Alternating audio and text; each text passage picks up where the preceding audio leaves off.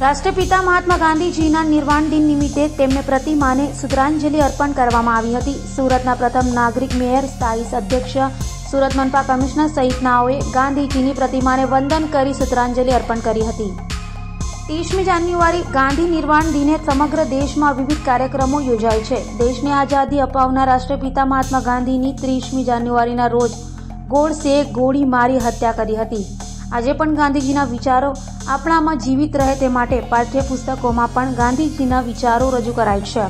ત્યારે ગાંધી નિર્વાણ દિને રાજકીય અને સામાજિક સંસ્થાઓ દ્વારા ગાંધીજીની પ્રતિમાને શ્રદ્ધાંજલિ અર્પણ કરાઈ હતી।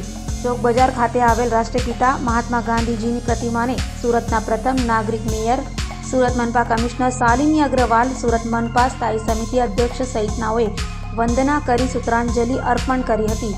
તો શાળાના બાળકોએ પણ ગાંધીજીને પુષ્પાંજલિ અર્પણ કરી હતી। આજે ગાંધીજીના નિર્વાણ દિને અમે તમામ ચૂંટાયેલા પ્રતિનિધિઓ દ્વારા પુષ્પાંજલિ અર્પણ કરી ગાંધીજીના આદર્શો અને એનું જીવન ચરિત્રો સતત આપને પ્રેરણા અને ઉર્જા પૂરું પાડે છે। સ્વચ્છતામાં જ પ્રભુતાનું સૂત્ર આપનાર ગાંધીજી છે।